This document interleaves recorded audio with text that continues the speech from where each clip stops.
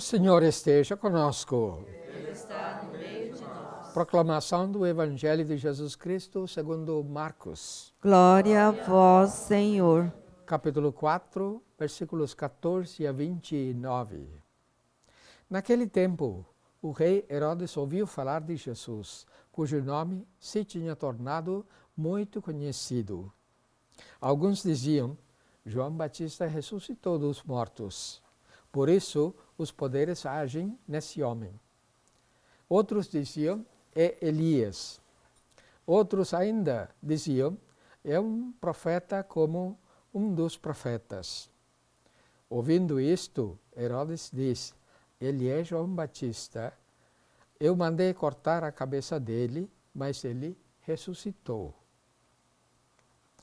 Herodes tinha mandado prender João e colocá-lo acorrentado na prisão.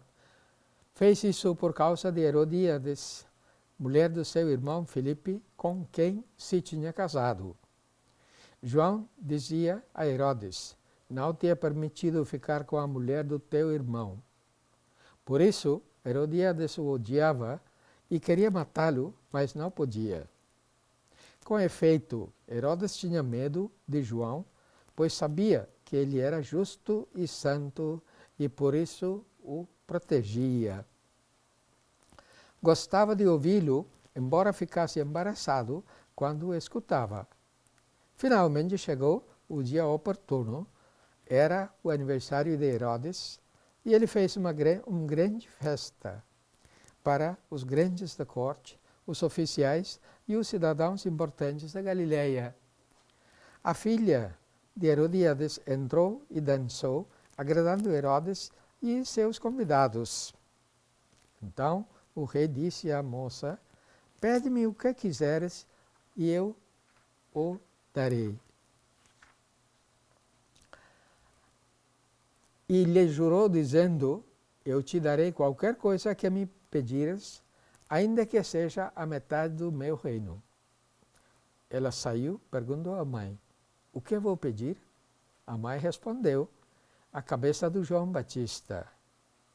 E voltando depressa para junto do rei, pediu: quero que me des agora num prato a cabeça de João Batista. O rei ficou muito triste, mas não podia recusar. Ele tinha feito o juramento diante dos convidados. Imediatamente, o rei mandou que um soldado fosse buscar a cabeça de João. O soldado saiu, degolou-o na prisão, trouxe a cabeça num prato e a deu à moça. Ela a entregou à sua mãe. Ao saberem disso, os discípulos de João foram lá, lavaram o cadáver e o sepultaram. Meus irmãos, palavra da salvação.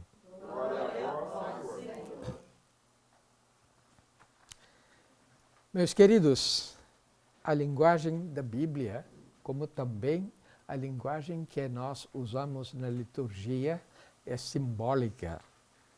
Quer dizer, precisa ser interpretada. Não pode ser lida literalmente, porque expressam coisas, realidades mais profundas. Pois bem, hoje, na primeira leitura, nós temos o penúltimo trecho lido na liturgia que se chama Carta aos Hebreus. Nas últimas 3 semanas, a primeira leitura foi dessa carta aos Hebreus. Carta aos Hebreus, vou repetir, era um documento que explicava o que Jesus fez, a vida dele, tudo que ele fez, a uma nova luz.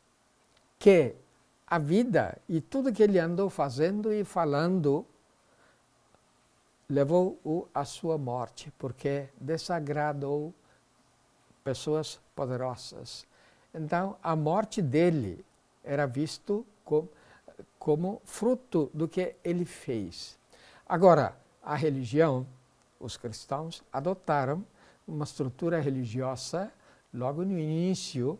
Né? Religião tem seus sacrifícios, ofertas e vários ritos. Então, a morte de Jesus era considerado um sacrifício, com essa diferença. Diferente dos sacrifícios que se oferecia no templo, que era semanal, anual, etc., Jesus ofereceu única vez, uma só vez, a sua vida. E a sua morte era vista como, entre as aspas, um sacrifício, uma oferta. Então, essa carta, esse documento, não foi aceito no início. Só no IV século foi considerado um dos documentos canônicos, quer dizer, nos orienta em nossa vida, nossa maneira de viver. E foi atribuído a Paulo, porque tem certas ideias de Paulo, apóstolo, porém, até hoje ninguém sabe quem foi o autor dessa. Porém, ele fez uma interpretação do que Jesus fez, do que aconteceu com ele, para nos mostrar o que é que devemos fazer em nossa vida. Né? Seguir Jesus, ser cristão, não é simplesmente repetir uma série de doutrinas articuladas séculos atrás, nem realizar alguns ritos apenas. Não, sim, tudo isso para celebrar como uma comunidade é necessária. Porém, isso deve alimentar a nossa vida. E essa nossa vida, como viver essa vida, cada um de nós tem que descobrir. E como que você vai descobrir? Leia, estuda, entenda os evangelhos. O que Jesus andou falando, fazendo, e decidir o que pode ser feito hoje. Cada um à sua maneira, para agir, para modificar a vida dos outros, dos irmãos e irmãs, assim como fez Jesus. Né? Nos evangelhos se fala de vários milagres, né? Curas, expulsão de demônios e ressuscitar pessoas. E são conceitos, ideias que têm que ser entendidos e procurados, né? Para saber o que é que eu posso fazer. Para, por exemplo, hoje, por exemplo, a lepra não é uma coisa incurável. Porém, simbolicamente cura excluía pessoas naquele tempo. E hoje, como é que nós excluímos pessoas da sociedade, da convivência? Como curar essa lepra em nossos dias? Isso é importante. Isso é viver como cristão. Agora, viver como cristão vai ter suas consequências. No Evangelho proclamado se fala da morte de João Batista, aquele que anunciou que vai chegar alguém mais forte do que eu e até batizou Jesus. E ele também tinha críticas para fazer sobre a situação política, econômica, moral daquele tempo. Ele criticou o rei. O rei tinha uma certa dificuldade. Ele gostava do que João dizia, porém a esposa dele, que era do irmão dele, queria matar, porque João incomodava. Né? Incomodava ela, como também o marido dela. Porém, não poderia, na consciência, o rei não poderia. Porém, apresentou-se uma oportunidade, a festa do aniversário. Ele fez uma festona e a filha de Herodíades dançou, agradou todo mundo, que levou o rei a prometer: peça o que você quiser, eu te dou. E ela consultou a mamãe disse: pede a cabeça de João Batista. E isso deixou o rei perplexo por alguns segundos, mas ele mandou. Ele não poderia retratar, ir atrás do que ele prometeu. Então, João foi morto e a cabeça dele foi trazida num prato, numa festa. O que será que isso significa? Eles estavam festejando e trouxeram num prato a cabeça de João Batista. Será que está sendo repetido em nosso mundo de hoje isto? Não é fisicamente, porém, vê como os poderosos, ricos, etc., estão matando, assim como mataram João. Né? E esse episódio é colocado quase no início, não no início, depois de falar de oposição que Jesus enfrentava no seu trabalho, incompreensão que existe entre até mesmo da família e dos discípulos do que ele queria fazer nesse mundo, colocado para nos preparar para que, quando chega a hora de paixão e morte de Jesus, nós possamos entender. E, queridos, e hoje não tem. Não tem. Outro resultado se você realmente segue Jesus. E seguir Jesus, de novo, não é se preparar para ir para o céu.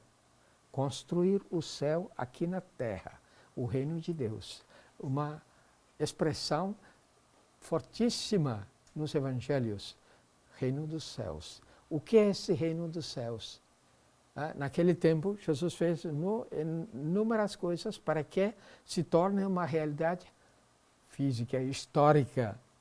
E hoje, nós que vivemos numa democracia, cada um de nós tem uma responsabilidade. Né? Não é somente votar, mas também ver o que está acontecendo. O que está acontecendo, o que nossas lideranças eleitas, não importa para qual posto, estão cumprindo ou não. Nós não podemos nos omitir dessa responsabilidade de identificar, julgar e tomar medidas necessárias para que se faça nas políticas públicas, no gasto, nas arrecadações que o governo faz, é gasto para o bem de todos. E quando você fizer isto, você vai incomodar muitos. Sua cabeça também vai ser cortada e levada num prato na festa. Né? Pois é. De novo, isso aqui é uma expressão simbólica, viu? Pois bem, então, nessa celebração, vamos pedir que nós fazemos memória do amor que Deus tem por nós na devoção ao Sagrado Coração de Jesus. Não é adorar o coração físico de Jesus. O que isto simboliza?